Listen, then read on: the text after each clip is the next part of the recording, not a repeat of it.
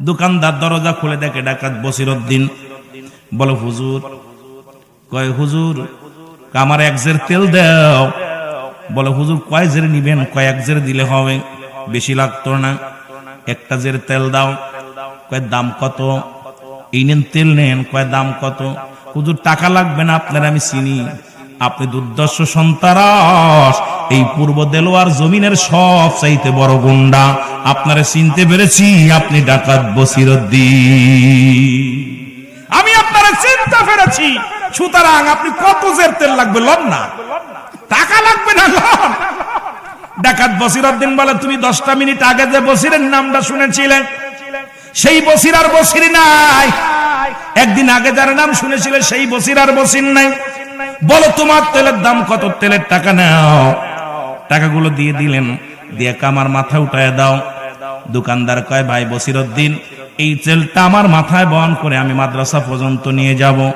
কয় ওই যে দেখো ওই মাদ্রাসা এতিমখানার ছাত্ররা কোরআনুল কারীম পড়ে রে, আর ওর মধ্যে এক এতিম সন্তান কোরআন পড়তে পারে না, ওই কোরআনের মহব্বতে চোখের পানি ছেড়ে ছেড়ে কান্দে। সুতরাং আমি বসির সহ্য করতে পারি না, তোমার তেলের দামটা লও, তাড়াতাড়ি লও। দোকানদার বলে বসির ভাই আমি তেলটা মাথায় করে বহন করে দিয়ে আসি। কয় না, আমার মাথা উঠায় দাও, কারণ ওই ছেলেটা কোরআনের পাখি, কোরআনের পাগল। আমি বসি চিরস্থায়ী নয়, চির ঠিকানা আমার একটা জায়গা কবর। আর বুঝতে পেরেছি রে জীবন ভরে কত সন্ত্রাসী করলাম, জীবন ভরে কত মস্তানি করলাম, কিন্তু এই দুনিয়া তো চিরস্থায়ী নয়, ক্ষণস্থায়ী। সুতরাং আমার বসিরা, আমি বসিরের পাপ মোচন করতে দাও, তাড়াতাড়ি তেলটা আমার মাথায় উঠায় দাও। বসিরউদ্দিন তেলটা মাথায় নিয়ে এসে বালকটারে ডাক দে, বলে বালক রে এই নাও তেল, আজ থেকে কোরআনুল কারীম পড়বা, যত খরচ সব খরচ আমি বহন করব। মনে করবা আজ থেকে আমি তোমার একটা গার্জিয়ান, আমি তোমার বাবা। জোরে জোরে চিল্লায় বলা যাবে না মারহাবা। বন্ধুগণ আমার, আমি আস্তে আস্তে আলোচনার মধ্যে যাই।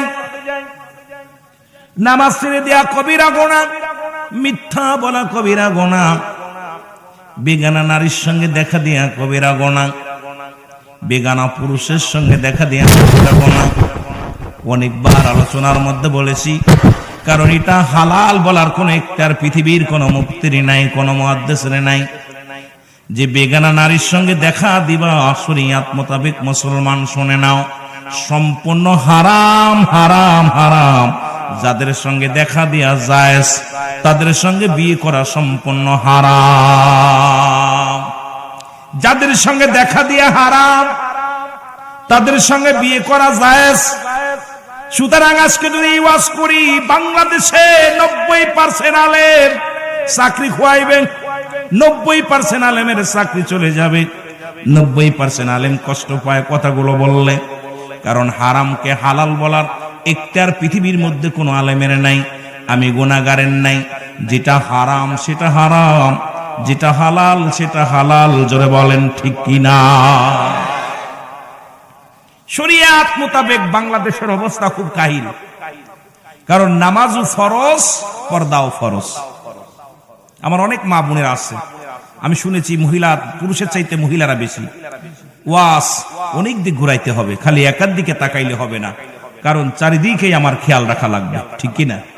যেহেতু শেষ রজনী, যেহেতু শেষ রজনী, আগামী বছর বেঁচে থাকলে হয়তো আপনাদের পরস্পর আপনারা দেখা সাক্ষাৎ হবে, না থাকলে তো গেলাম গা।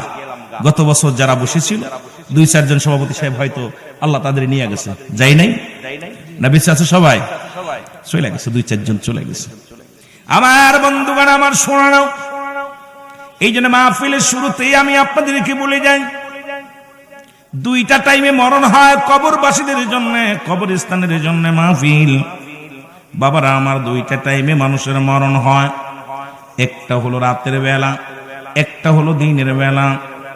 কারণ কোরআনুল কারীমের মধ্যে যতগুলো আয়াত আছে, যতগুলো সূরা আছে, ছোট্ট একটা আয়াত অস্বীকার করার মতো ক্ষমতা কারোর নাই। আসেনি কি? কুল্লু নাফসিন যায়কাতুল মাউত। পালানোর কোনো পথ আছে? জোরে বলেন দি। মরণ নাই কার কার? একটু হাত তোলেন দেখি। এতগুলো মানুষের ভিতরে সবারই মরণ আছে, সবাই মরে যাবেন, কেউ বাঁচবে না। কেমনে কয়? আহা, এটা অস্বীকার করার মতো, অস্বীকার করার মতো ক্ষমতা পৃথিবীর কোন রাজা, মন্ত্রী, এমপি, পৃথিবীর কোন জ্ঞানী গুণী ডক্টর কারোর ক্ষমতা নাই। কারণ স্রষ্টার মৃত্যু নাই, সৃষ্টির মৃত্যু আছে। যেটা বলেন ঠিক কিনা? যেহেতু দুইটা টাইমে মানুষের মরণ হয়, একটা হলো রাতের বেলা, একটা হলো দিনের বেলা। আমি আপনাদেরকে ওই গুনার কথাটা বলে, সেই কথাটা বলে আমি আলোচনার বাবদারায় চলে যেতে হবে, দেরি করা যাবে না। বাবারা আমার, বলতেছিলাম এত গুনাহ করলাম, সগীরা গুনাহ মাফুল আসার কারণে কবিরা গুনাহগুলো মাফের দরকার আছে কিনা? কিয়ামত পর্যন্ত নবী আসবে না, কিয়ামত পর্যন্ত নবীদের দরজা খোলা, কিয়ামত পর্যন্ত সব নবীদের দরজা খোলা না বন্ধ? জোরে বলেন না, বন্ধ। নবীদের দরজা বন্ধ, বন্ধ। তওবার দরজা খোলা, মারহাবা বলো না। কিসের দরজা? তওবার দরজা খোলা। কিয়ামত পর্যন্ত আর কোন নবী আসবে না। এই মাহফিল যতদিন আছে আলেম ওলামা আসবে, শ্রোতা আসবে, কিন্তু আর কোন নবী পৃথিবীর মধ্যে আসবে না। কিন্তু তওবার দরজা খোলা। ও আমার বাবারা, আমার বন্ধুরা, আমার আল্লামা কুতুবী রাহমাতুল্লাহ বয়ান করে, বান্দা যখন কবরের ভয়ে, জাহান্নামের ভয়ে জান্নাতের বাগান আঁকড়ে ধরে খাস তওবা করে আল্লাহ বলে ডাক দেয়, রব্বুল আলামিন বান্দার জীবনের সব গুনাহ মাফ করে দেয়। জোরে বলেন সুবহানাল্লাহ। কি গুনাহ মাফ করে দেয়? সব গুনাহ, সগীরা না কবিরা গুনাহ, বড় বড় গুনাহ। কি গুনাহ? সব গুনাহ। 26 বছর যাদের মাহফিল চলতেছে, এরপরেও যদি এলাকার মানুষ জাহান্নামে যায়, আমি মনে করি এটা কপাল খারাপ। 26 বছরে মাহফিল হচ্ছে, যারা গুনার বোঝা নিয়ে কবরে গেছে, আমি মনে করি ওদের মতো কপাল পোড়া ওই কিছু আছে, কপাল ফাটা, আর এদের হলো কপাল পোড়া। তার মানে সগীরা গুনাহ মাফ, কবিরা গুনাহ মাফের একটা সুযোগ পাইছি। এই সুযোগ যারা অবহেলায় হারালো, এদের মতো কপাল পোড়া মানুষ আর দুনিয়ায় নেই। জোরে বলেন ঠিক কিনা? যেহেতু দুইটা টাইমে মরণ হয়, রাত চলে গেল, দিন চলে গেল, রাত শুরু হয়ে গেল। রাত যাবার পথে সবাই একটু খাস তওবা করি, আমার সাথে পড়েন, তওবা করে আলোচনার মধ্যে বসে সবাই বলেন, আস্তাগফিরুল্লাহ রাব্বি মিন কুল্লি যামবি আতুবু ইলাইহি লা হাওলা ওয়ালা কুওয়াতা ইল্লা বিল্লাহিল আলিয়্যিল আযীম লা ইলাহা ইল্লাল্লাহু মুহাম্মাদুর রাসূলুল্লাহ সাল্লাল্লাহু আলাইহি ওয়াসাল্লাম। সবাই পড়েন, আশহাদু আল্লা ইলাহা ইল্লাল্লাহু ওয়াহদাহু লা শারীকা লাহু ওয়া আশহাদু আন্না মুহাম্মাদান আবদুহু ওয়া রাসূলুহু। এই যে কপাল খুলে গেল, বাবা আদম 350 বছর কেঁদেছিল, কেঁদে কেঁদে বলেছিল, রব্বানা জালামনা আনফুসানা। আমার সাথে পড়েন, রব্বানা জালামনা আনফুসানা ওয়া ইল্লাম তাগফির লানা ওয়া তারহামনা লানাকুনান্না মিনাল খাসিরিন। 350 বছর কেঁদে কেঁদে আপনি কয়দিন কাঁদছেন? ভালো করে বুঝে নেবেন, ওয়াজে খালি শুনলে চলবে না, খুব ভালো করে বুঝতে হবে। কয়দিন কাঁদছেন? আদম আলাইহিস সালাম কাঁদছে কয়দিন? 3.5 ঘন্টা কাঁদছেন, 3.5 মিনিট, তাও কাঁদেন না। একটা মিনিট চোখে পানি আসে না। 350 বছর কেঁদে কেঁদে বলে, রব্বানা জালামনা, আমার আল্লাহ আমি জালিমদের অন্তর্ভুক্ত হয়ে গেছি, আমার তুমি ক্ষমা করে দাও। আর এই মুসিবতের জামানায় কত নামাজ ছুটে গেল, কত কষ্ট, দুনিয়ার মধ্যে কত অন্যায় কাজ করলাম, মিথ্যা বললাম, দুনিয়ার মধ্যে কত ইনা সগল করি করলাম, দুনিয়ার মধ্যে কত ঝামেলার, এই দুনিয়ার মধ্যে কত ইনা পাপ কাজে দিন কাটাইলাম, কিন্তু একটা ঘন্টা, একটা মিনিট চোখের পানি ফেলি না। বাবা উঠাউঠি করবেন না, অল্প সময়, বেশি আপনাদের বিরক্ত করবেন না, ছেড়ে দিব। কেন আমি বুঝতেছি আপনাদের কষ্ট হচ্ছে, কারণ যত রাত কারণ যতই আপনি ভালো খাবার দেন আর কাজ হবে না। কারণ যখন পেট ভরে যায়, মানুষের চাহিদা বেশি খাইলে পেট নষ্ট হয়, বমি হয়। রাত 12টা বেজে গেছে, এরপরে আপনি যতই আপনি খাবার দিবেন কাজ হবে না। কারণ আপনাদের চাহিদা, যদিও কষ্ট করে বসে আছেন, হয়তো আপনি চিন্তা করে মৌলানার সামনে থেকে যাব না, বেশি খাইলেই পেট নষ্ট হবে, বমি হবে। কি কন, ঠিক কিনা? অতিমাত্রা কোনো কিছু ভালো না, অতিমাত্রা কোনো কিছুই ভালো না। সেই জন্য আমি আপনাদের দিকে খেয়াল করে আলোচনা করব, বেশি দেরি করব না, অল্প সময় কথা বলবো। জোরে বলেন মারহাবা। এ আমার ভাইরা, আমার বন্ধুরা, আমার আজকে কুরআনুল কারীম রব্বুল আলামিন এই দুনিয়ার মধ্যে পাঠাইলেন গোটা জাতির জন্য, গোটা মহল্লার জন্য, গোটা পৃথিবীর জন্য, আসমান জমিনের জন্য, যার মধ্যে কোনো ভুল নাই, যার জবরের ভুল নাই, জেরের ভুল নাই, নুক্তার ভুল নাই। রব্বুল আলামিন বলেন, আমার সাথে পড়েন, যালিকাল কিতাবু লা রাইবা ফীহি। কোন সন্দেহ আছে? আরো জোরে বলেন, সন্দেহ আছে? যার যার বিশ্বাস হয় হাত তোলেন না একটু। সন্দেহ আছে? যার যার সন্দেহ আছে তারা হাত তোলেন। সন্দেহ আছে? সন্দেহ নাই কোরআনের মধ্যে। কুরআনুল কারীম বলে, আমার ভিতরে কোন জের, কোন জবর, কোন নুক্তা, কোন কিছুর মধ্যে ভুল নাই। কিন্তু বর্তমান নাস্তিকেরা, বর্তমান সমাজের মধ্যে এই কোরআনটা গবেষণা করে তারা বলছে কোরআনের মধ্যে ভুল আছে, কুরআনুল কারীমের মধ্যে অনেক জায়গা ভুল আছে। এখন কোরআন বলে সবাই বলে গোটা জাতির জন্য আছে। আমি বলি না না, কোরআন আছে কাদের জন্য? আল্লাহ বলেন, হুদাল লিল মুত্তাকিন। এই প্রাপ্ত বান্দাদের জন্য কোরআন আসছে, আপনার আমার জন্য আসে নাই। কারণ এই জন্য হেদায়েত প্রাপ্ত বান্দা যারা, কোরআনের প্রতি শ্রদ্ধাশীল তারা, কোরআনের প্রতি মায়া তাদের বেশি, দয়া তাদের বেশি, এই কোরআনের প্রতি তাদের মহব্বত বেশি। জোরে বলেন ঠিক কিনা? আর হেদায়েত প্রাপ্ত বান্দা যারা পায় নাই, কোরআনের প্রতি তাদের অবজ্ঞ থেকেই যাবে। জোরে বলেন ঠিক কিনা? এই কুরআনুল কারীম যেটা বলতেছিলাম, কোরআন, আমার বাবারা, আমার বন্ধুরা খুব দ্রুত খেয়াল করবেন, বেশি লম্বা নয়। কুরআনুল কারীম একটা ছাত্র, জমিনের মধ্যে হেফজখানা, এতিমখানার এক ছাত্র, উনি তেলাওয়াত করতেছে বসে বসে, গভীর মনোযোগ, রাত্রে বেলা। আজকে যেমন আপনারা দান করলেন, মনে রাখবেন কথাগুলো। এই হেফজখানা, এতিমখানার ছাত্র গভীর রাত্রে কোরআন তেলাওয়াত করতেছেন। বনের মধ্যে যাইয়া সবাই তেলাওয়াত করতেছে, আর বনের মধ্যে যাইয়া একটা এতিম, বাবা হারা, মা হারা, ওই সন্তান কুরআনুল কারীম বুকের মধ্যে ধরে চোখের পানিগুলো দরদর করে ছেড়ে দিছে, দরদর করে ছেড়ে দিছে। আওয়াজ দিয়ে বললে, রব্বুকারী, রব্বিকারী, এই দুনিয়ার মধ্যে আমার মা নাই, আমার বাবা নাই, আমি বুঝি কোরআন শিখতে পারবো না।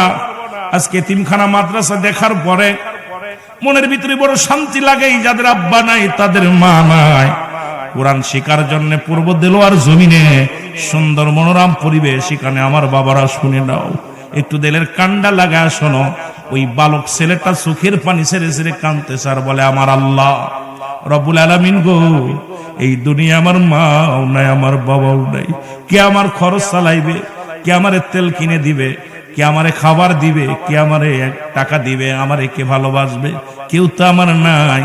আমার বুঝি খোদার কোরআন শিখা হবে না, আল্লাহর কোরআন শিখা হবে না? রব্বি কারীম, আমার বুঝি কোরআন শিখা হবে না? উনি চোখের পানি ছেড়ে ছেড়ে কাঁদতে লাগলেন। ওই রাস্তা দিয়ে যাইতেছিলেন তৎকালীন জামানায়। ও মুসলমান শোনো, তৎকালীন জামানার মধ্যেই দুর্দর্শ ডাকাত, দুর্দর্শ সন্ত্রাস, এই পূর্ব দেলোয়ার মধ্যে এমন সন্ত্রাস আছে, একটা টাকা চাইলে দিবে না। কিন্তু ছাত্রদের কথা শুনলে, ওই যে দেখলাম দান করলো, অনেকেই দান করেছেন বাবা, অনেক মজা লাগছে। যে কথাগুলো খুব খেয়াল করবেন, তৎকালীন জামানার মধ্যে দুর্দর্শ সন্ত্রাস, দুর্দর্শ ডাকাত, যিনি 40 জন ডাকাতের সর্দার, যার নাম হলো ডাকাত বসিরউদ্দিন। জোরে জোরে চিল্লায় বলো মারহাবা। খুব খেয়াল করবেন, কয়টা বিষয়ের পর আমি একটু গুরুত্ব দিব, তারপরে আলোচনা। যেহেতু আজকে তাফসীরুল কোরআন মাহফিলে পূর্ব দেলোয়া কবর এবং হাফেজিয়া মাদ্রাসা, এতিমখানা, 3টার পরে একটু গুরুত্ব দিয়াই মেন আলোচনা যদি আবার আমি সামাজিকতা নিয়ে মহিলাদের কিছু কথা বলবো, যদি আপনারা মন দিয়ে শোনেন, না শুনলে আমিন। কথা বুঝেন নাই? লম্বা করবো না, কষ্ট হচ্ছে আপনাদের? আমি আপনাদের বসে থাকা দেখে অনেক আনন্দ লাগছে, যে যাদের এই কুয়াশার মধ্যে বসে আছেন। ডাকাতের নাম কি? জোরে বলেন না, নাম কি? দুর্দশ সন্তারাস। এই সন্তারাস দেখো, এই সন্তানের কান্না চোখের মধ্যে আছে, দেখে কোরআনুল কারীম বুকের মধ্যে ধরে কান্দে। ডাকতে বলে, বাজান তুমি কান্দো কেন? কয় আপনি কে গো?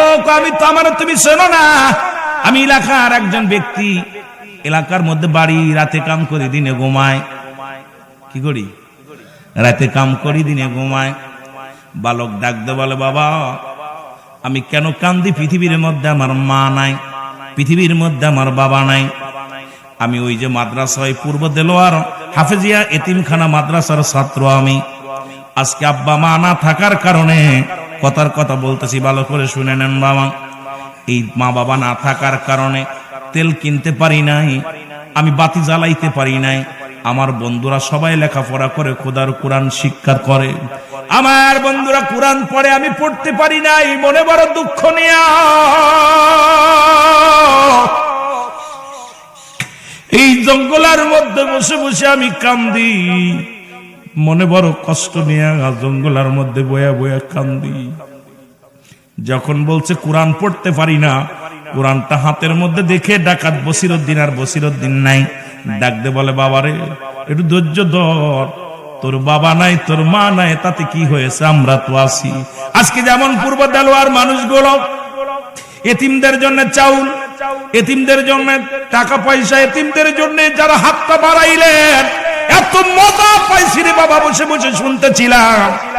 আর চিন্তা করলাম, এমন মানুষ 10টা টাকা মানুষকে চা খাইতে পারে না, কিন্তু এতিমখানার কথা বলার সঙ্গে সঙ্গে 1000, 2000, 5000, 100, 500 সবাই পাগলের মতো ছুঁড়ে মারছে জান্নাতের বাগানে। জোরে জোরে বলেন মারহাবা।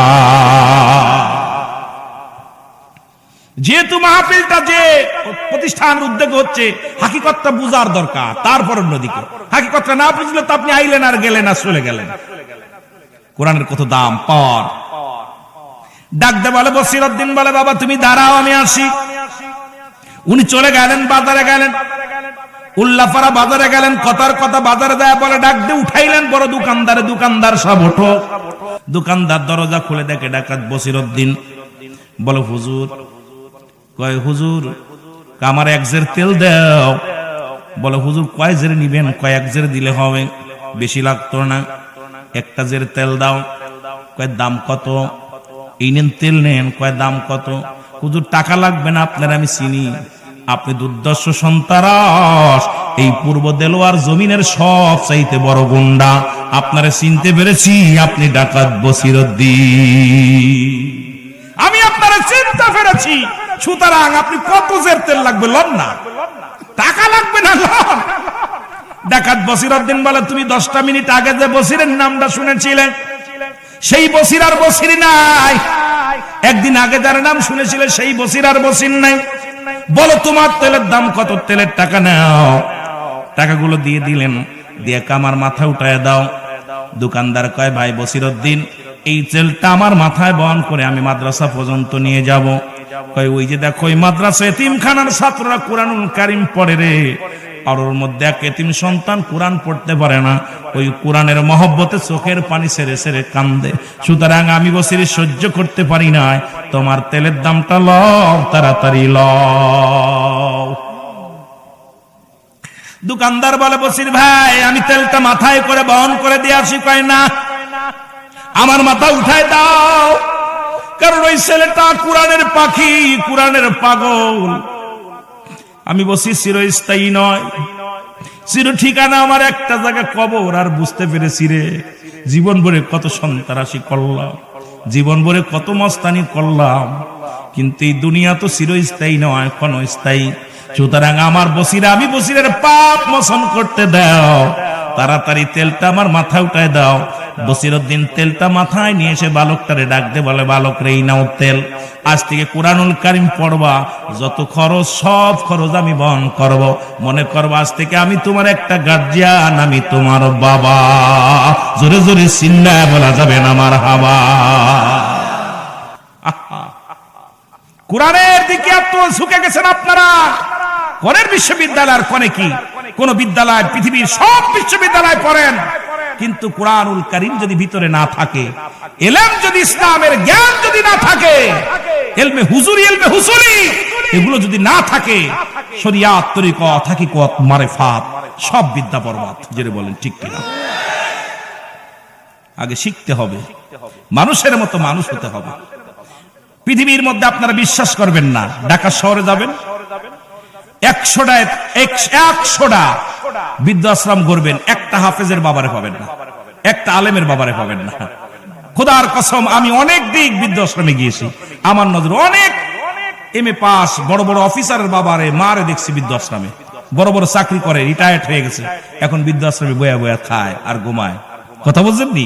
আল্লাহর কসম, একটা হাফেজি কোরআন, এই কোরআনের ছাত্রদের হয়তো মনে করেন আপনাদের বেতন আছে 50,000, 60,000, আমার উস্তাদদের বেতন হয়তো 12,000, 15,000, 20,000 টাকা দেন, কিন্তু তাদের বাবা মা বৃদ্ধাশ্রমে যাবে না। যাবে না কেন? তাদের ভিতরে কি আছে? যেন বলেন কি আছে? কোরআন আছে। রাগ করেন? বিশ্বাস যদি না হয়, জ্ঞানী গুণী মানুষ যারা আছে তাদের জিজ্ঞাসা যে বৃদ্ধাশ্রমে যাবেন। কিছুদিন আগে একজন বৃদ্ধ মারা গেলেন কুমিল্লার, উনি ব্যাংকের বড় কর্মকর্তা ছিল, ওনার বেতনই ছিল 86,000 টাকা। মরে যাওয়ার পর শেষ জীবন শেষ কাটিয়েছে বৃদ্ধাশ্রমে। 2 ছেলে, এক ছেলে আমেরিকা আর এক ছেলে দেশের মধ্যে বড় অফিসার। 3 দিন রয়েছে, লাশটা খবর দিছে, মাটিতে দাও, আমরা যাবো না। কথা বুঝিনি? বাবা মার কাছে আপনারা দেখছেন, অনেকেই ফেসবুকে দেখছেন, বারবার বলছে যে তোমার বাবারে নিয়ে, বাবা যাওয়ার সময় মরার সময় বলে গেছে যে আমার সন্তানেরা আমারে দেখে নাই, আমার বাবা সন্তানদের ডাক দিবে, আমার লাশটা যেন শেষ দাফনটা আমার সন্তানেরা করে। 3 দিন পর্যন্ত লাশটা রেখে দিছে, কিন্তু তার বাপ সন্তানেরা আসে নাই।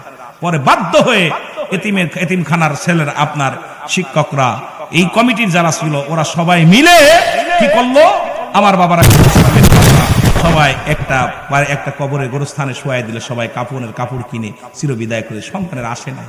এটা নিয়ে অনেক লেখা, খালি ওই নায়ক নায়িকা দেখবেন না, মোবাইল যখন চালাবেন তখন দেখবেন অনেক কিছু, অনেক ভালো ভালো জিনিসও এগুলো আমার অনেক ভাইয়েরা দিয়ে দেয়, এগুলো দেখলে অনেক জ্ঞান বাড়ে, অনেক জ্ঞান বাড়ে।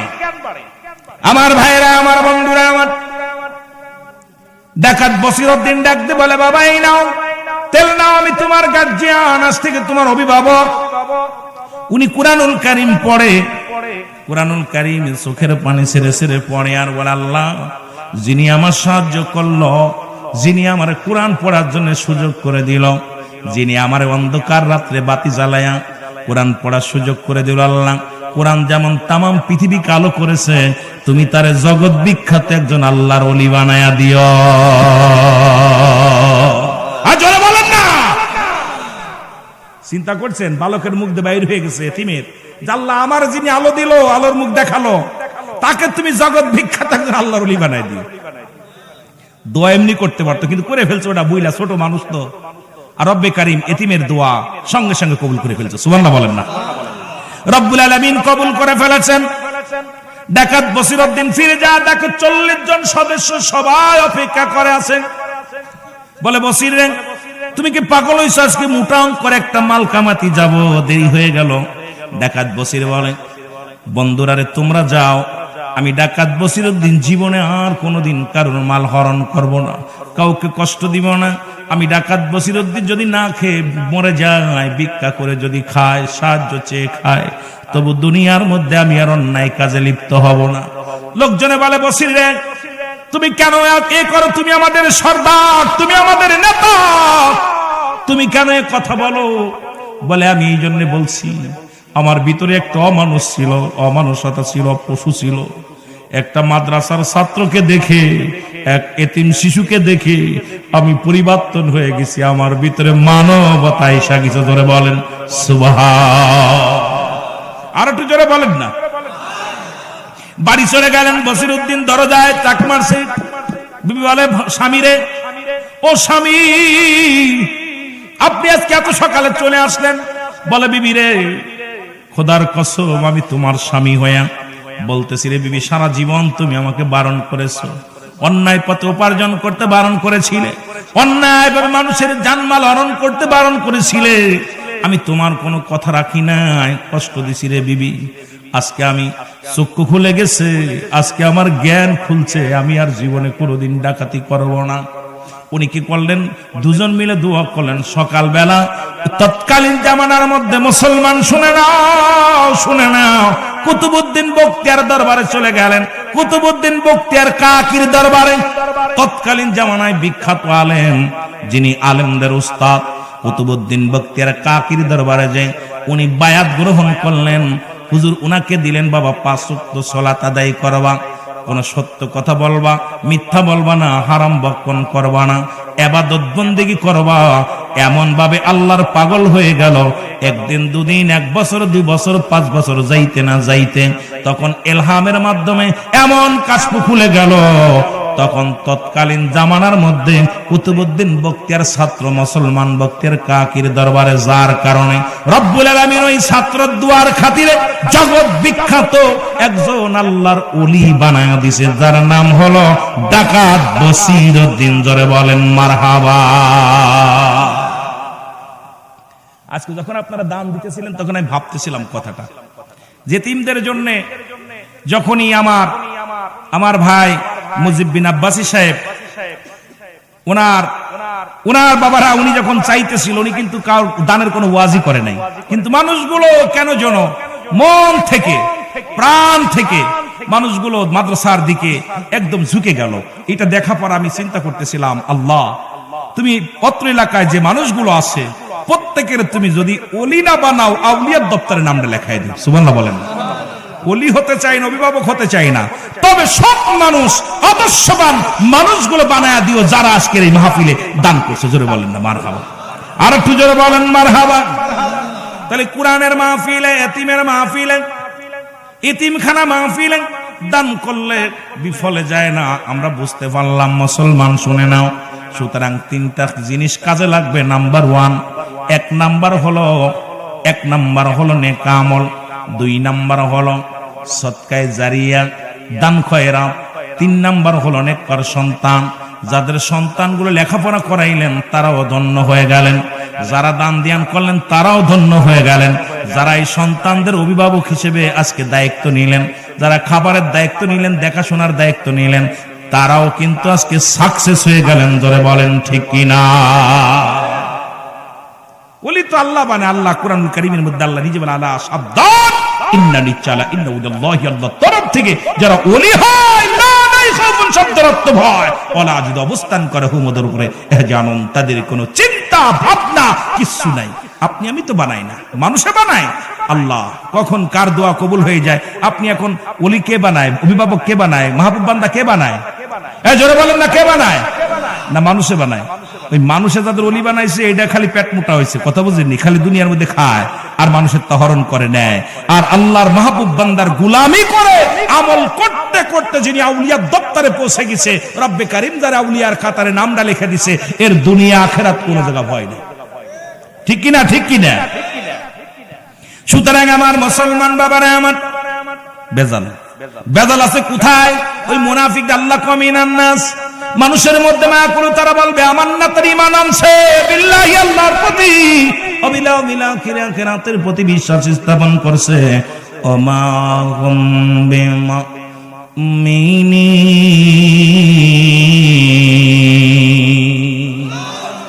বেজালটা এখানে আছে। তৎকালীন জামানায় মুনাফিক ছিল, এখনো আছে। এই যে টাকা পয়সা উঠেছে না, কিছু মুনাফিক বলতেছে মনে হয় সভাপতি ঝাড়বে, সেক্রেটারি ঝাড়বে, কিছু মুনাফিক এখনো আছে। আবার নাই যে কথা ভুল, যে প্রতি বছর যখন টাকা পয়সা বেশি ওঠে অঙ্ক, কেউ কেউ চিন্তা করে আত্মসার করেনি, আত্মসার করে।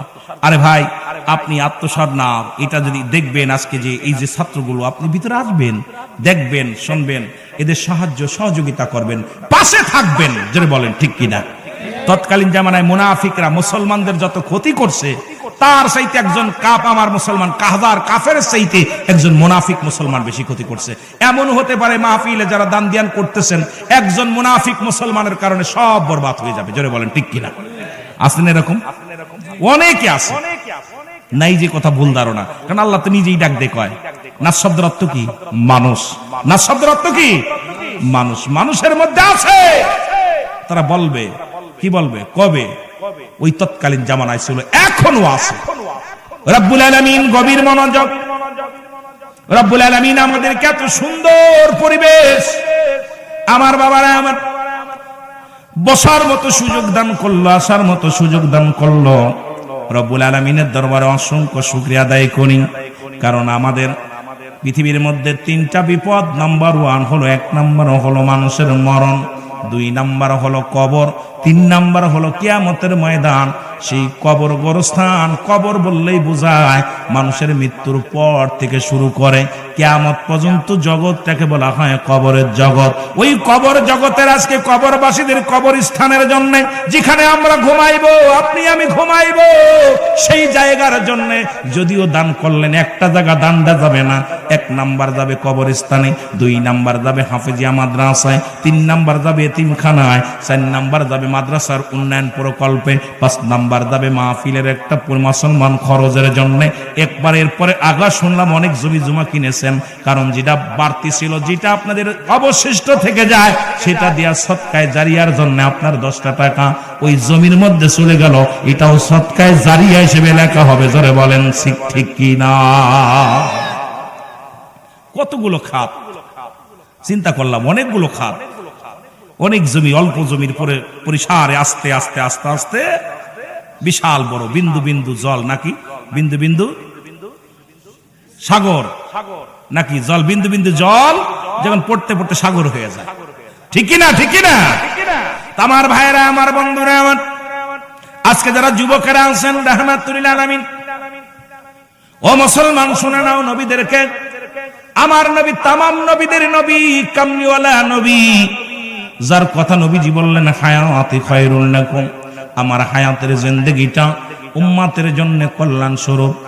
ওফাতি খায়রুল লাকুম, আমার আল্লাহর নবী ডাক দেখো আমার ওফাতটাও উম্মতের জন্য কল্যাণ স্বরূপ। মায়াতি খায়রুল লাকুম, নবী কয় আমার উম্মতিরা রে, এই দুনিয়ার মধ্যে আগমনটা আমার উম্মতের জন্য কল্যাণ স্বরূপ, আর দুনিয়া থেকে বিদায়টাও উম্মতের জন্য কল্যাণ স্বরূপ। তদ্রূপ এই মাহফিলটা মুর্দা গানের জন্য কল্যাণ স্বরূপ, জীবিতদের জন্য কল্যাণ স্বরূপ। জোরে বলেন ঠিক কি না? কথা বলছেন নি? সভাপতি কয় গজলে টান দিতে, আমি তো নিজেই গজলে হয়ে গেছি, বড় কষ্টের মধ্যে আছি। মহব্বতের সঙ্গে দুরূদ শরীফ পড়েন আল্লাহুম্মা।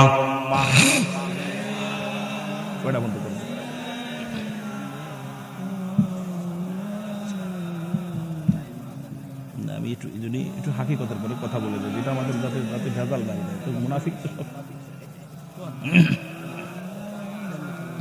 একটু মহব্বতে, ওরে আজ না হয় কাল তুমি যাইবা কবরে, যাবার বেলা দেখবে চেয়ে গো তোমার সবই রইল পড়ে। যাবার, আরো জোরে বলেন, যাবার বেলা। আমার মন বলতেছে আপনাদের কষ্ট হয়ে যাচ্ছে, কোন আওয়াজ নাই? আওয়াজ আছে? এ আমার ভাইরা, আমার বন্ধুরা, আমার গভীর মনোযোগ। কথাগুলো না খন্দকারের যুদ্ধে রাহমাতুল লিল আলামিন, আমি কিছু কথা আপনাদের একটু জানায়া দিয়ে যাই। যেমন আপনারা বসে আছেন, রাত হয়ে গেছে গভীর, যে অনেক যতই আগে বলছি, যতই ভালো বলি কাজে লাগবে না, কিছু কথা আমি জানায়া দিয়ে যাই। রাসূল পাক সাল্লাল্লাহু আলাইহি সাল্লাম যুদ্ধের জন্য ডাক দিলেন, যুদ্ধের জন্য ডাক দিলেন, সাহাবীরা কাতারবন্দী হয়ে দাঁড়ায় গেলেন। রাসূলুল্লাহ যে যুদ্ধের ময়দানে যে মাথা ফাটাইলেন, রাসূলুল্লাহর মাথার মধ্যে আক্রমণ করলেন কাফেরেরা, রাসূলকে আক্রমণ করলেন কাফেরেরা। যে যুদ্ধে শাহাদাতের পেয়ালা পান করলেন আমিরে হামজা, যে যুদ্ধে শাহাদাতের পান করলেন হযরতে হানজালা রাদিয়াল্লাহু তাআলা। জোরে বলেন মারহাবা। যে যুদ্ধের 70 জন শহীদ হয়েছিল, এখন আপনার দৌড়াইতেছেন যারা 70 জন নিওয়াজ করবো আজকে, সব বাদ। কয়জন? 70 জন শাহাদাতের পেয়ালা পান করেছিলেন। কোন যুদ্ধে? খন্দকের যুদ্ধে। কোন যুদ্ধে? খন্দকের যুদ্ধে। রাসূলুল্লাহ বললেন, আমার যুবক বাবার একটু যারা আজকে বসে আছেন শোনেন, নবীর প্রেমিকেরা, রাহমাতুল লিল আলামিন ডাকতে বলে, আমার সাহাবীরা রে,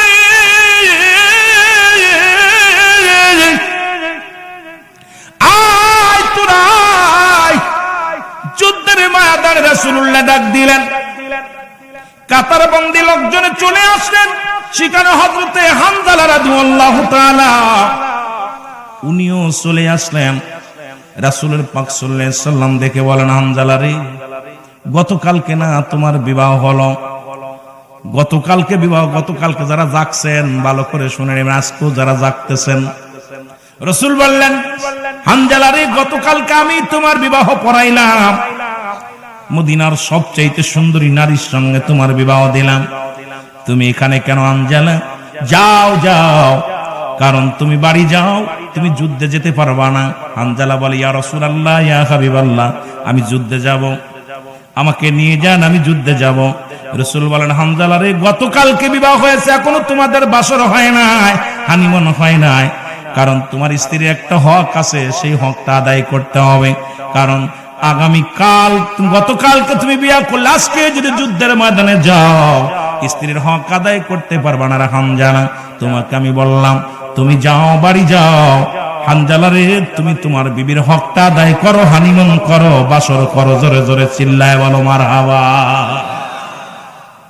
রাসূলুল্লাহ ডাকতে বলেন, হামজালা, কারণ আমি তোমার বিয়ে করাইছি, গতকালকে বিয়ে করছি, আজকে যুদ্ধে যাচ্ছি, আমি খন্দকের যুদ্ধে যেতেছি, না জানি কত শহীদ হয়ে যাবে, আর তুমি নতুন বিবি ঘরে আনলা, এই বিবি থুয়া তুমি চলে যাবা না। আমার বন্ধুগণ, আমার গভীর মনোযোগ। হযরত হামজালা ডাকতে বলে, ইয়া রাসূলুল্লাহ, ইয়া হাবিবাল্লাহ, আমি যাব এই যুদ্ধে। নবীজি যুদ্ধে চলে গেলেন, যুদ্ধের ময়দানে চলে গেলেন। মুসলমান শুনে নাও, একটা আজগবি এদিকে হামজালা বিবির সঙ্গে হানিমুনে ব্যস্ত, হামজালা বাসর ঘরে।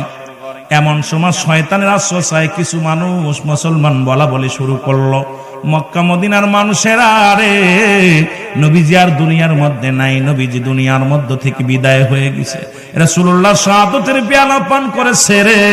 তো মদিনার মানুষেরা রে, ও মক্কার মানুষেরা রে, দয়াল নবী দুনিয়ার মধ্যে আর নাই। হামজালা রাদিয়াল্লাহু তাআলা কানে আওয়াজটা যখন শুনতে পারলো, যুবক বন্ধুরা গো,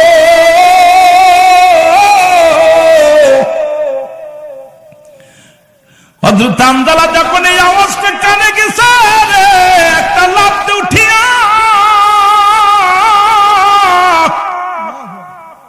এর তরবারিটা টান দিয়ে ঘর থেকে বাইর হয়ে গেলেন রে মুসলমান। পিছন থেকে বিবি জামা ধরে টান দিয়ে বলে, স্বামী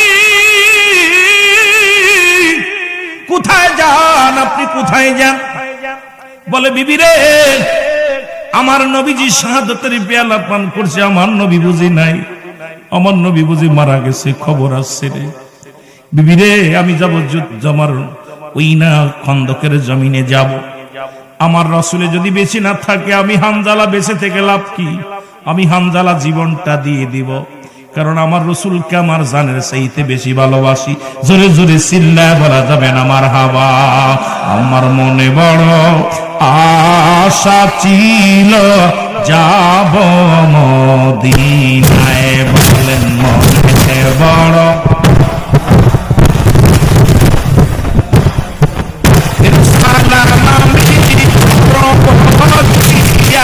সালাম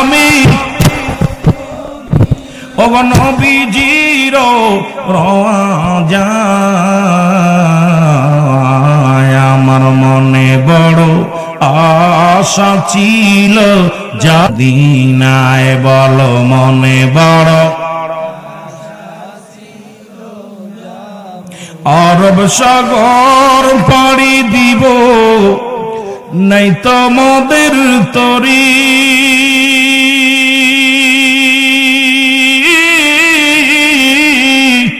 পাখা নাই তো উড়ে যাব ডানাতে ভর করি, উড়ি আশায় আছে সম্বল নাই, আশায় আছে করি কি উপায় আমার মনে বড়, জোরে জোরে চিল্লায় বলেন আমার মনে বড়,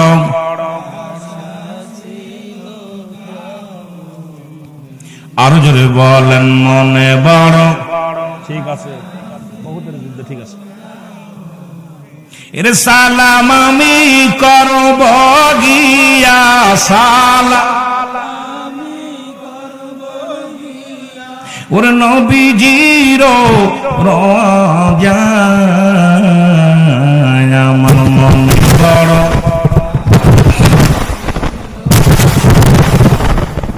এই দুনিয়ার মুসলমান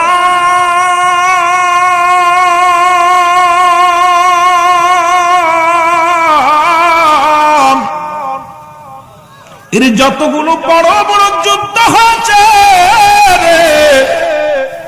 ওই বদর প্রান্ত থেকে নবীর আশিকেরা, নবীর পাগলেরা মুসলমান শুনে নাও, শুধু একটা যুদ্ধ নয়, গাজওয়া যত যুদ্ধ হয়েছে, বড় বড় যুদ্ধ, নবীজি তো নিজেই শরীক হয়েছে রে মুসলমান। রাসূলের সাহাবীরা শরীক হয়েছে, রাসূলের চাচা আমির হামজা শরীক হয়েছে। মুসলমানদের প্রথম যুদ্ধ হলো বদর প্রান্তরের যুদ্ধ, যেখানে লোক ছিল মাত্র 313 জন, কাফের ছিল মুসলমান 1000। সেখানে মুসলমানদের জয়লাভ হলো। কিন্তু দুনিয়ার মধ্যে অনেক পরীক্ষা, অনেক যুদ্ধ হলো। যখনই মুসলমান এই দুনিয়ার প্রতি লোভ এসে গেল, বাল হুয়া কিলাফ, এই দুনিয়ার প্রতি যখনই মানুষের লোভ এসে গেল, সাহাবীদের লোভ এসে গেল, নবীর প্রতি মায়া যখন মানুষ মুসলমান একটু ভুল ধারণা হয়ে গেল, সঙ্গে সঙ্গে অনেক যুদ্ধের জীবনটা হারিয়ে গেছে রে মুসলমান। অনেক সাহাবীরা জীবন দেয়া মুসলমানের খেসারত দেয়া লাগছে, জোরে বলেন ঠিক কিনা? এ যুবক শুনে নাও, শোনো, দিলের কান্ডা লাগা শোনো। রাসূলুল্লাহ সাল্লাল্লাহু আলাইহি ওয়াসাল্লাম ডাকতে বলে, সাহাবীরা রে তোমরা শোনো, আরেকটা যুদ্ধ, শুধু খন্দকের যুদ্ধ নয়, উহুদের যুদ্ধ, বদরের যুদ্ধ, খায়বারের যুদ্ধ, মুসলমানদের সাথে শুধু কাফের বাতিলদের যুদ্ধ। একটা বিষয় নিয়ে, সেটা হলো আমার নবীজি দাওয়াত দিছে, কুনতা লা ইলাহা, নাই কোনো ইলাহ ইল্লাল্লাহু কাল্লা সারা মুহাম্মাদুর রাসূলুল্লাহ সাল্লাল্লাহু আলাইহি ওয়াসাল্লাম, একমাত্র দয়াল নবী রাসূল পাক সাল্লাল্লাহু আলাইহি ওয়াসাল্লাম। সংগ্রামটা হলো কোন মূর্তি পূজা করা যাবে না, কোন মানবকে সিজদা করা যাবে না, দুনিয়ার মধ্যে একমাত্র রব্বে কারিমের গোলামি করবা, আইন মানতে হবে আল্লাহর, ওই সৃষ্টিকর্তার, যিনি আপনার আমার রব। এই দুনিয়া অন্য কোথাও মাথা নত করা যাবে না, একমাত্র সৃষ্টিকর্তা যিনি আপনার রব, যিনি আপনার মালিক, সবাই তার দিকে ঝুঁকে যাবেন। আমার ভাইয়েরা, আমার বন্ধুরা, আমার শুনে নাও, আর আল্লাহকে তাকে পার একমাত্র মাধ্যম, ঠিকানা আমি নবী রাহমাতুল লিল আলামিন গো। যে কথাগুলো বলি একটু দিলের কান্ডা লাগা শোনো।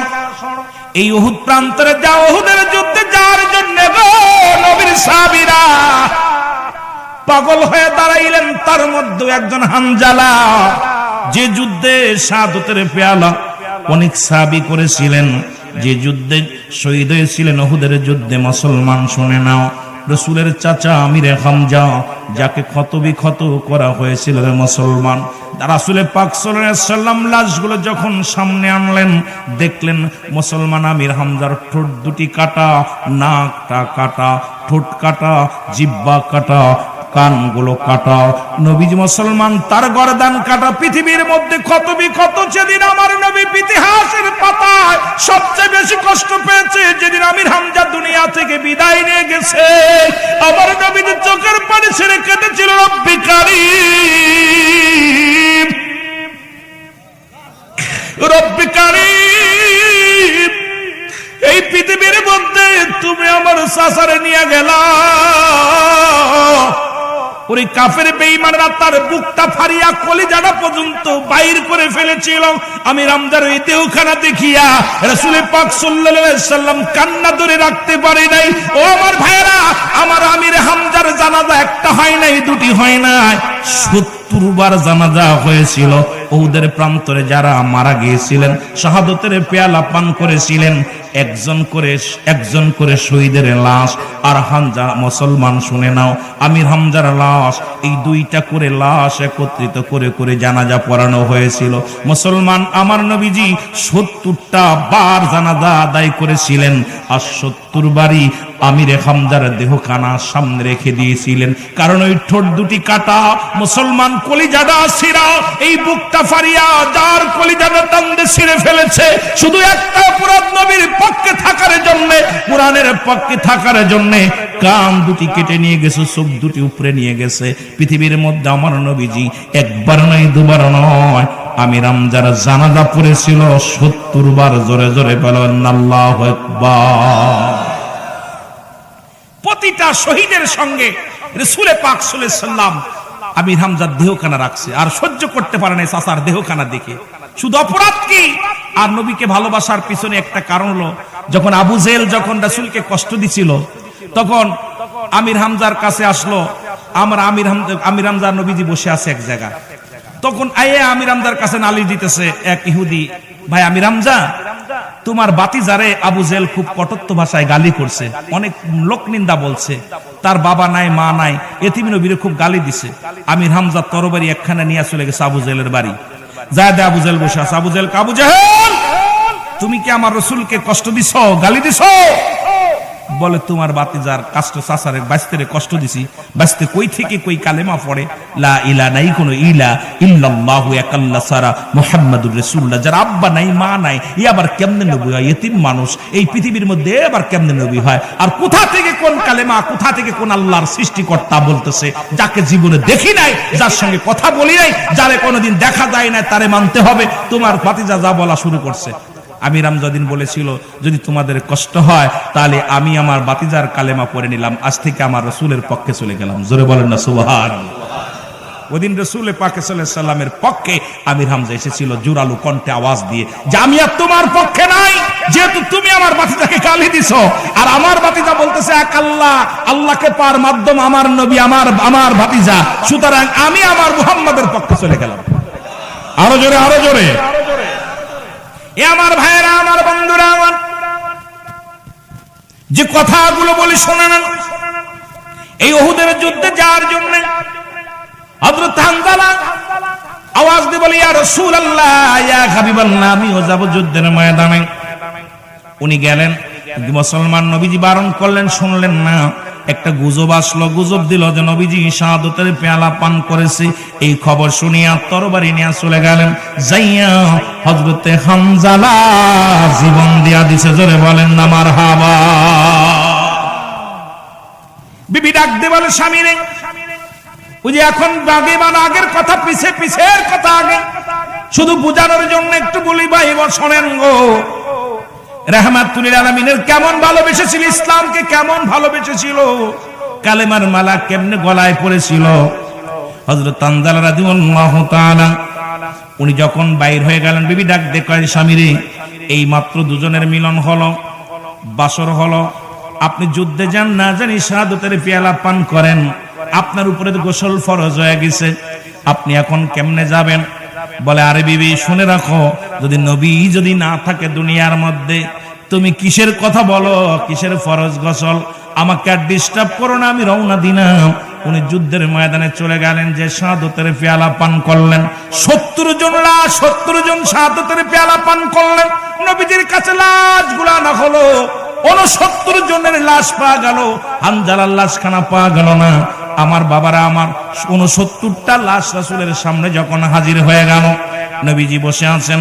এমন সময় জনক এক মহিলা আসলেন, পর্দা করে বোরকাটে মুসলমান কাপড় টেনে মাথায় ঘন্টা দিয়ে নবীর কদমে এসে সালাম দিলেন, আসসালামু আলাইকুম ইয়া রাসূলুল্লাহ, ইয়া হাবিবাল্লাহ।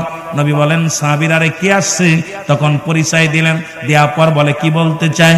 বলে, ইয়া রাসূলুল্লাহ, ইয়া হাবিবাল্লাহ, আমার স্বামীও এসেছিল যুদ্ধের ময়দানে। ইয়া রাসূলুল্লাহ, ইয়া হাবিবাল্লাহ, বলেন তুমি কে গো? বলে হুজুর আমি হানজালার বিবি। বলে তোর তো আমি তো হানজালার রেখে এসেছি তাকে বাসর করার জন্য, তোমার সঙ্গে হানিমুন করার জন্য রেখে আসছি বাড়িতে। ইয়া রাসূলুল্লাহ, যখন একটা গুজব আসলো যে আপনি আর শাহাদাতের পেয়ালা পান করেছেন, আপনি মৃত্যুবরণ করেছেন, এই কথা শোনা পর আমার স্বামীর সঙ্গে বাসর হলো। উনাকে আমি পিছন থেকে অনেকবার ঠেকাইলাম, কারণ ওনার উপরে ফরজ গোসল ছিল। ইয়া রাসূলুল্লাহ, ইয়া হাবিবাল্লাহ, উনি চলে আসেন। আমি বললাম স্বামীরে, আমি পাশের কূপ থেকে এক বালতি পানি এনে দিই, একটু পানি এনে দিই, আপনি গোসল করেন, আপনাকে আমি গোসল করাই দিই, তারপরে আপনি যুদ্ধের ময়দানে যান। আপনাকে এত ভালোবাসে, এই সময় টুক সে দেরি করে না, পাগলের মতো ছুটে যুদ্ধের ময়দানে আসছে। শুনেছি আমার স্বামী নাকি শাহাদাতের পেয়ালা পান করেছে। ধরে বলেন মারহাবা। আল্লাহর নবী গো, আমার স্বামী উনাকে ইন্তেকাল করেছে। রাসূলুল্লাহ গুনে দেখে লাশ কয়টা? জোরে বলেন কয়টা? 69টা। হানজালার লাশ ওর মধ্যে নাই। সাহাবীদেরকে বলেন তোমরা লাশ কতটি আনছো? বলে হুজুর আমরা তো 70 জনের লাশ আনলাম। আরেকটা লাশ গেল কোথায়? আরেকটা বডি শহীদের লাশ গেল কোথায়? সাহাবীরা খুঁজতে লাগলেন। রাসূলুল্লাহ চারিদিকে তাকাইলেন, উপর দিকে তাকায়া দেখে রে মুসলমান শুনে নাও, 7 আসমানের দরজাগুলো খোলা। হানজালারে ওই 7 আসমান খুলিয়া মুসলমান শুনে নাও, জান্নাতি পানি দিয়া, কাউসারের পানি দিয়া মুসলমান হানজালারে গোসল করাইয়া। ও যুবক শোনো শোনো, অসংখ্য 70,000 ফেরেশতারা কাতারবন্দি হইয়া ফেরেশতাদের ইমামতিতে ফেরেশতারা সবাই হানজালার জন্য জানাজা পড়ে দোয়া করছে। জোরে বলেন না মারহাবা। রাসূলুল্লাহ উপর দিকে তাকায় একটা মিষ্টি হাসি দিলেন।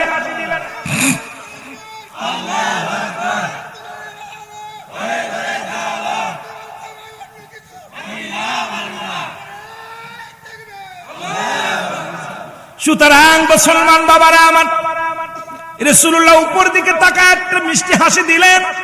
সাহাবীরা বলে ইয়া রাসূলুল্লাহ, আপনি তো নিজেও তো আপনার মাথা ফাটিয়ে ফেলেছেন, কাফেররা আপনাকে মারছে। ইয়া রাসূলুল্লাহ, এরপরে এত দুঃখের পরে 70 জন সাহাবীদের এই লাশ দেখে আপনি চোখের পানি ধরে রাখতে পারেন নাই, আপনি তো চোখের পানি ছেড়ে কাঁদেন। নবী গো হঠাৎ হাসলেন কেন?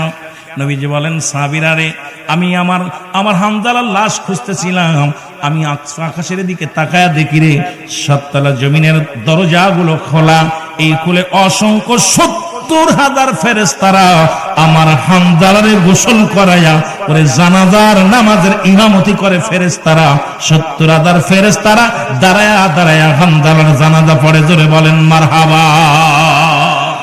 কারণ শহীদের কোন জানাজা গোসল করানো হতো না। যারা যুদ্ধের ময়দানে শহীদ হয়ে যেত বিনা গোসলে তাদের দাফন দেয়া হতো, কিন্তু হানজালাতের উপরে ফরজ গোসল ছিল। রব্বে কারিম ফেরেশতা দিয়া গোসল করালেন। এবার মুসলমান শুনে নাও, এবার হানজালার বিবি নবীদের রাখ বলে ইয়া রাসূলুল্লাহ, আপনার কাছে আমি একটু গোপনীয় কথা বলবো, এত মানুষের ভিতর বলতে পারবো না। নবী বললেন আমাকে ওই পাথরটার উপরে বসতে দাও। রাসূলুল্লাহ পাথরের উপরে বসলেন। যেহেতু নবীজিও নিজে মুসলমান হতো, নবীজির রক্ত ঝরতেছে মাথা দিয়ে। হানজালার বিবি বলে ইয়া রাসূলুল্লাহ, আপনার সঙ্গে আমি একাকার কিছু কথা বলতে চাই। বললেন বিবির সুযোগ, সাহাবীরা সুযোগ দাও। সুযোগ দেওয়া হলো, পর্দাটা নিয়ে দেওয়া হলো। ও মুসলমান রাসূলের সামনে যায়, বলে ইয়া রাসূলুল্লাহ, ইয়া হাবিবাল্লাহ, এই বৃত্তান্ত আমার স্বামীর জানা, আমার স্বামীর জানাজা পড়ানোর আগে তার উপরে ফরজ গোসল আছে। ইয়া রাসূলুল্লাহ, ইয়া হাবিবাল্লাহ, মুসলমান শুনে নেন।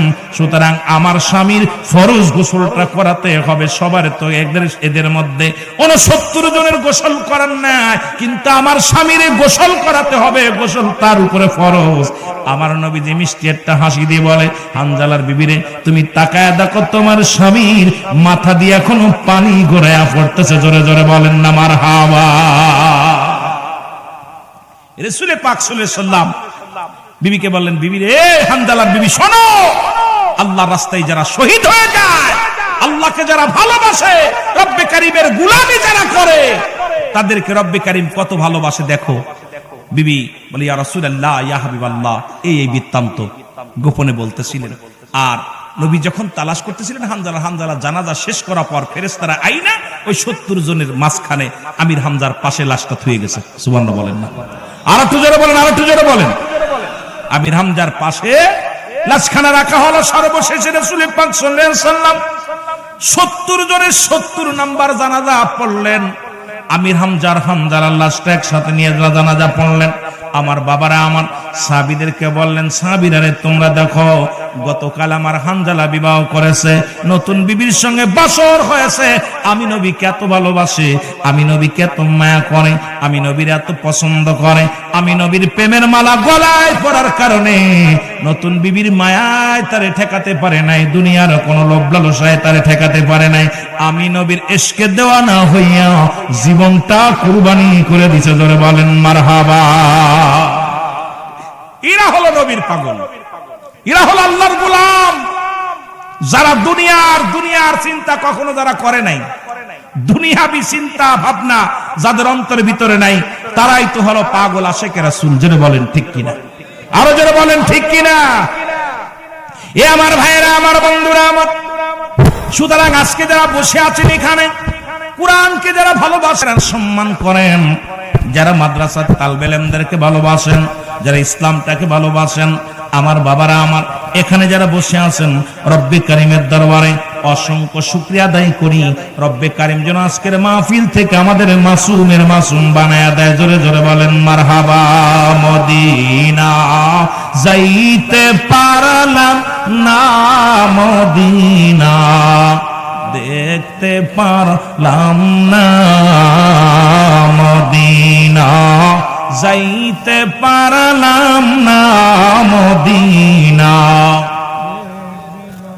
আরো জোরে বলেন মদিনা যাইতে পারলাম না, মদিনা। আমি অসহায় তাই এত দূরে রই, আমি অসহায় তাই এত দূরে রই, দূর থেকে সালাম জানাই, বলো দূর থেকে সালাম জানাই, মদিনা যাইতে পারলাম না, মদিনা। আর জোরে বলেন মদিনা যাইতে পারলাম না, মদিনা। আজও 70 জন সাহাবী, এ মুসলমান, উহুদের যুদ্ধ, উহুদের প্রান্তরে তারা শুয়ে আছে। এখনো গেলে, ওই প্রান্তরে গেলে তাদের মাজারটা দেখা যায়, তাদের কবরটা দেখা যায়। তারা শাহাদতের পেয়ালা পান করে ওই জমিনের মধ্যে আছে। জোরে বলেন না মারহাবা। মদিনার নাম কত মধু,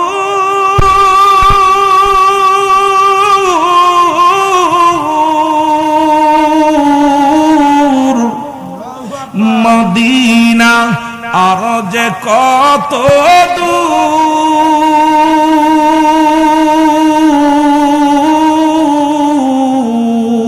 দূর, ওই মদিনার পথের দুলি, বলো ওই মদিনার পথে মাখতে পারলাম না, মদিনা মদিনা দেখতে পারলাম না, বলো মদিনা মদিনা দেখতে পারলাম না। আমি অসহায় তাই এত দূরে রই, বলো অসহায় তাই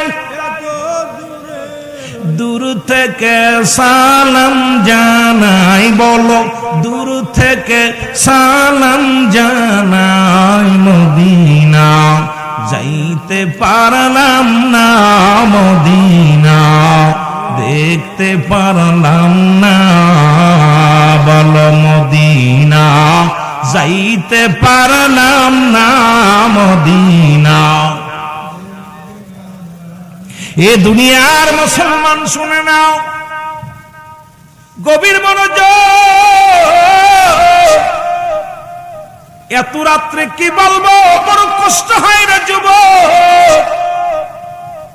দিন এলে অর্জন করলে কোন রকম দিনটা চলে রে মুসলমান। শুনে নাও সম্মানের সঙ্গে, কথাগুলো খুব খেয়াল করবেন আমার বাবারা, আমার বন্ধুরা। আমার একজন কোরআন শিখেছে, কোরআনের পাখি, কোরআনের হাফেজ, আর একজন ইংরেজি বাংলা শিখিয়া দুজনই লেখাপড়া শেষ করিয়া এক বন্ধু কলেজের টিচার বন্ধ করে বড় অফিসার হয়ে গেল।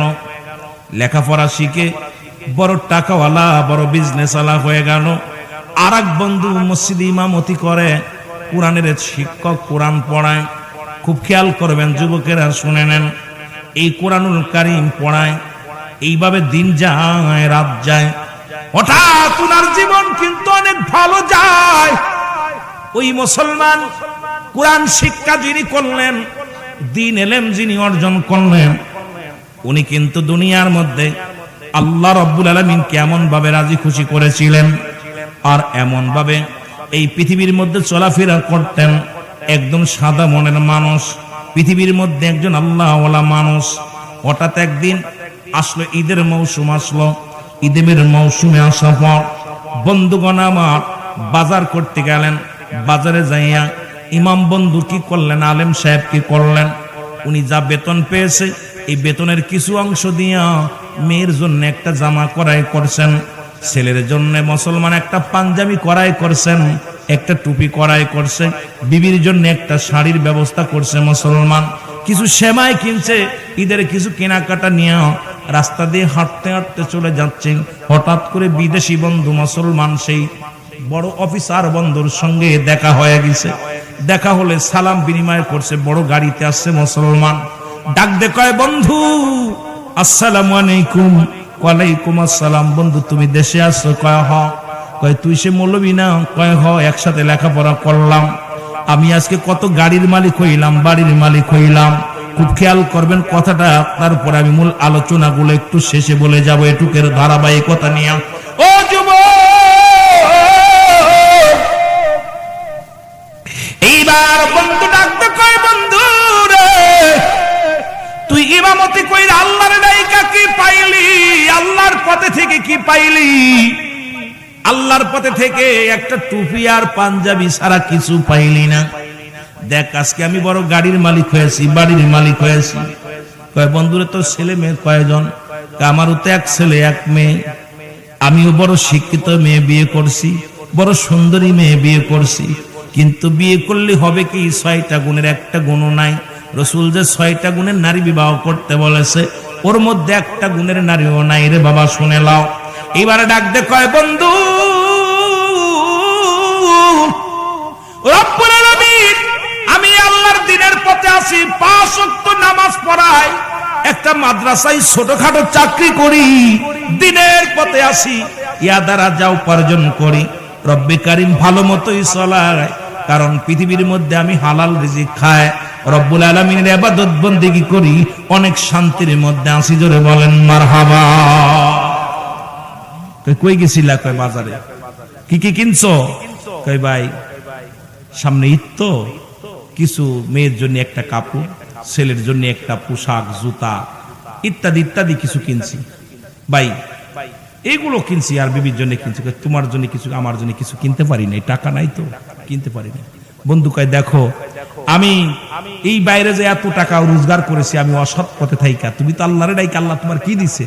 আল্লাহ তোমার কিছু দেয় নাই, তুমি গরিব মানুষ, কি দিছে? তুমি দেখো এই যে আজকে আমার ছেলের জন্য ১ লাখ টাকার জুতা কিনছি, ১ লক্ষ টাকার জুতা, মেয়ের জন্য ১ লক্ষ টাকা দিয়ে পোশাক, বিবির জন্য ১ লক্ষ টাকার পোশাক, আমার জন্য ১ লক্ষ টাকার পোশাক, আর তুমি ২টার পোশাক কিনে চলে যাচ্ছ।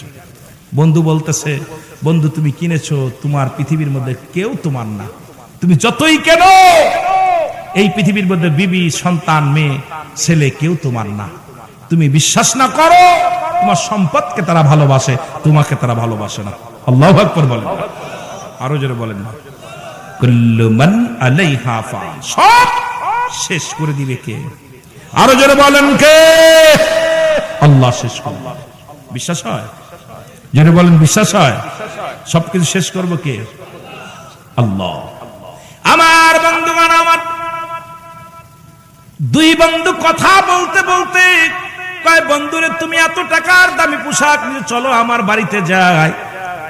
বাড়িতে গেলেন, প্রথম ছেলেটা এসে সালাম দিছে, আসসালামু আলাইকুম আব্বু। আব্বু গো, ওকে কয় তোমার আঙ্কেল। আসসালামু আলাইকুম আঙ্কেল, ভালো আছেন? কয় জি। পায়ে হাত দিয়ে কদম মুসি করলেন, পাঞ্জাবি রাতের মধ্যে দিলেন। কয় বাবা গো, তুমি এত দামি কাপড় আনছো আমার জন্য। কত আনন্দিত হয়ে বুকের মধ্যে টান দিয়ে বলে, আব্বা জান আপনি আমার জন্য পাঞ্জাবি আনছেন, টুপি আনছেন। অত্যন্ত খুশি হয়ে গেলেন ছেলেটা। বিনয়ের সঙ্গে বলেন, আল্লাহ আল্লাহ আমার আব্বার হায়াতের মধ্যে তুমি বরকত দান করে দাও। জোরে বলেন আমিন। মেয়েটা, ছোট মেয়েটা আসলেন, সালাম দা, আসসালামু আলাইকুম আব্বু। ওয়ালাইকুম আসসালাম। কয় মারে, তোমার এটা আঙ্কেল হয়? কয় আসসালামু আলাইকুম আঙ্কেল। বাবারে সালাম দিলেন, উত্তর দিলেন। কয় মেয়েটার হাতে কি দিলেন? মুসলমান যখন কাপড়টা ধরে দিলেন, কাপড়টা ধরে বলে, আব্বু জান আপনি আমার জন্য আনছেন, আপনি আপনার জন্য কি কিনছেন? আপনি আমার জন্য আনছেন। কয় মারে নাও, এটা তোমার জন্য আনছি, তুমি এটা ব্যবহার করবা। মেয়ে পেয়ে খুশি হয়ে গেলেন, আলহামদুলিল্লাহ বলে ডাক দিলেন, আলহামদুলিল্লাহ। এবার মুসলমান বিবির কাছে গেলেন, বিবির ডাক দিয়ে বলে, আসসালামু আলাইকুম বিবি। বিবি ওয়ালাইকুম আসসালাম। স্বামী রে আপনি আইছেন? কয় হ, তোমার জন্য আনছি একটা কাপড়। কয় স্বামী রে আপনি নিজের কাপড় না কিনে আমার জন্য আনছেন, কারণ আপনি যাবেন ঈদগার ময়দানে, আপনার দরকার ছিল একটা পাঞ্জাবি, একটা টুপির, একটা জায়নামাজের, কিন্তু আপনি এগুলো বাদ দিয়ে আমার জন্য আনছেন রে স্বামী। স্বামীর প্রতি খুশি হইয়া কৃতজ্ঞতা স্বীকার করলেন। আমার মুসলমান বাবারা আমার, এবার দোয়া কর, তিনজন ছেলে মেয়েকে নিয়ে নাস্তা পানি করলেন বন্ধুদের সঙ্গে করিয়া। সবাই আন্তরিকতা দেখে বন্ধু আশ্চর্য হয়ে গেলেন। কয় বন্ধু এবার তোমার বাড়িতে চলো, দেখে আসি কি অবস্থা। এবার চলে গেলেন বাড়িতে, সালাম দিলেন। কয় ড্যাডি, ড্যাডি আইসো নি? শিক্ষিত সমস্ত, ড্যাডি তুমি আইসো? কয় বাবা তোমার জন্য 1 লক্ষ টাকা দিয়ে জুতা আনছি। এগুলো কি মানুষে পরে? তো ওল্ড মডেল, কত বুঝছেন, এগুলো পুরন হয়ে গেছে, এ মডেল আমি নিব না। কয় বাবা রে তোর জন্য 1 লক্ষ টাকার পোশাক আনছি। কয় এটা চলবো না, পাশের বাড়ির অমুক পরে, এটা আমি পরবো না। এমন একটা পোশাক দিবা যেটা কেউ এখনো পরে নাই, সেগুলো নেওয়া লাগবে। মেয়েকে ডাক দে বলে, মারে তোমার জন্য এত টাকার দামি কাপড় আনছি। কয় বাবা গো, এগুলো কি মানুষে পড়ে? এগুলো কি মানুষে পড়ে? তুমি কি আনছো এটা পছন্দ হয় না। বিবির কাছে গেলেন, বিবিও সালাম দেয় না, আর ড্যাডি ড্যাডি ড্যাডি কথা বুঝেননি, বাবা আব্বা বলে ডাক দেয় না। কয় স্বামীরা তুমি কি আনছো? এক পাঁচ পোশাক কি মানুষে পড়ে? মুসলমান সবাই মুখ ফিরে নিলেন, সালামও নাই, দুয়াও নাই, কিন্তু তাদের ভিতরে শুকরিয়া আদায় না আল্লাহ, আলহামদুলিল্লাহ তারা জবান দিয়ে বাইর হয় নাই।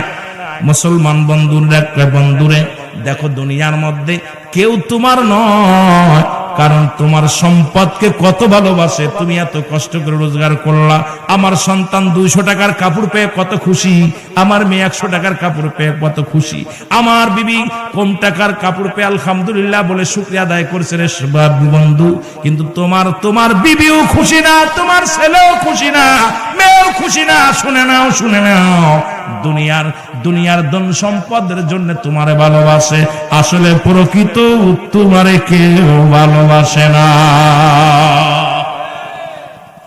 বন্ধু বলতেছে, দোস্ত না আমারে খুব ভালোবাসে, তোর বাবি তো আমার ছাড়া খানা খায় না, আমার যে মেয়ে আমার ছাড়া ঘুমায় না, আমার যে ছেলে আমি বাড়ি না গেলে, একদিন বাড়ি না গেলে পাগল বানায় দেয়, প্রচন্ড ভালোবাসে, বাসায় না যা পন্তু। ছেলে তো একদম উম্মাদ পাগল, খুব পাগলামি করে। কথা বুঝলি বন্ধুরে? তোরে পরীক্ষা করবো কেমনে? আয় বন্ধু, তোরে পরীক্ষা করি, একটা কথা বলি, ও যুবক খুব খেয়াল করবে, আলোচনা শেষ পর্যায়ে যাবো, আর দেরি করবো না।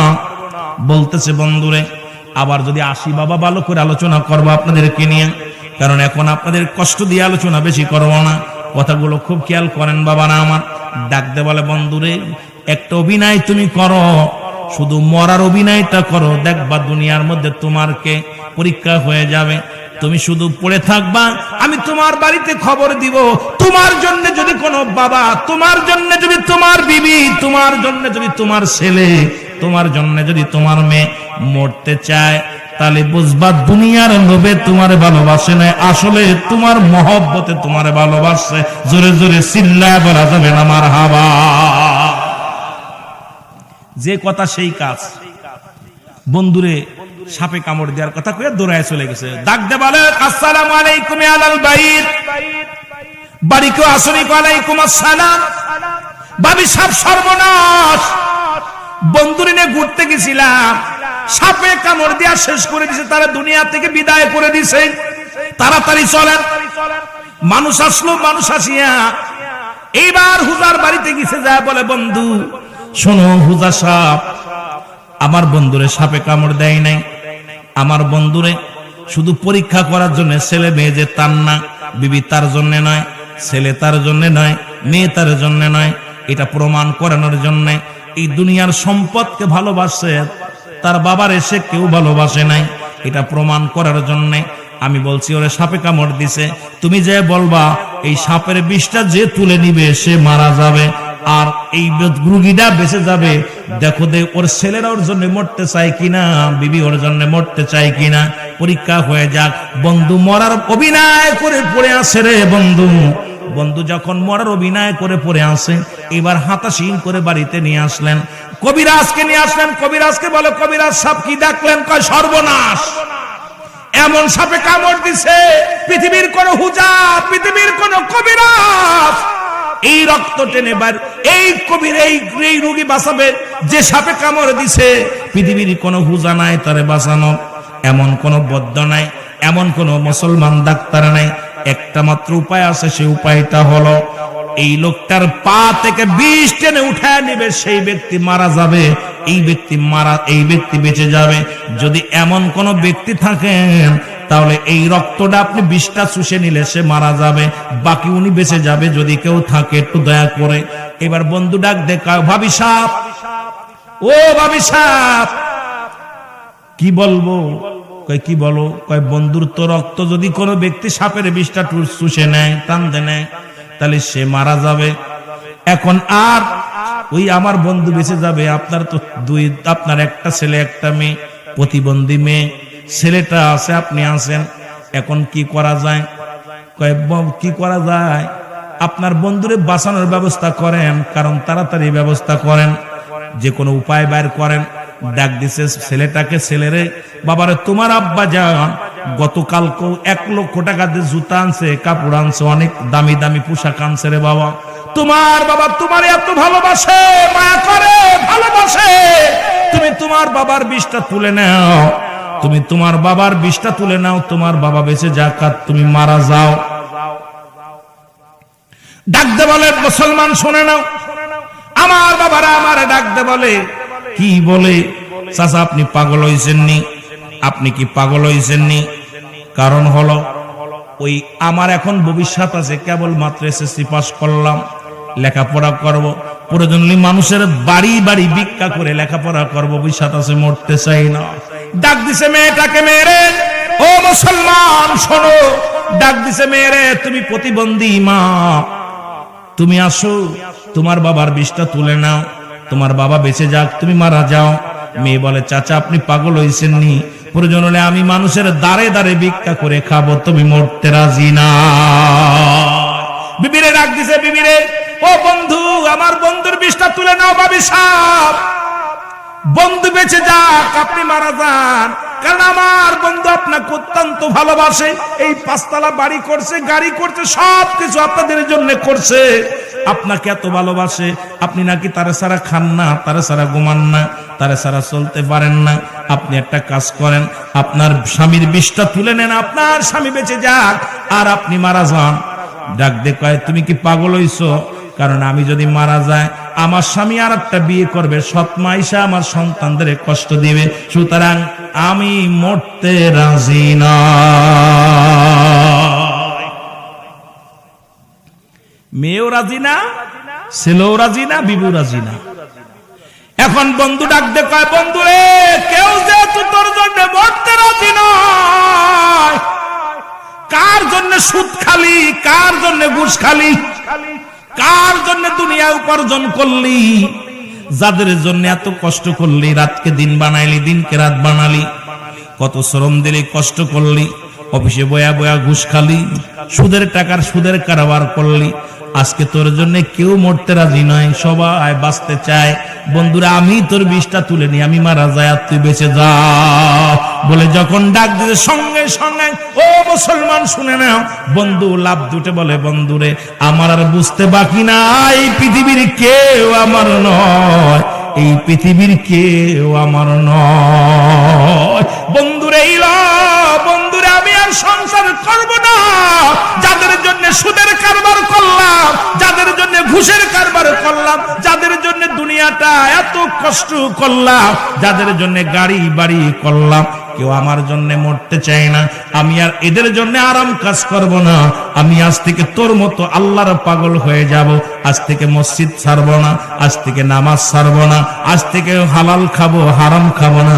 আজ থেকে আর দুনিয়ার কোন সংসারের ঝামেলার মধ্যে নাই। আমি আজ থেকে আল্লাহর পাগল হয়ে যাব।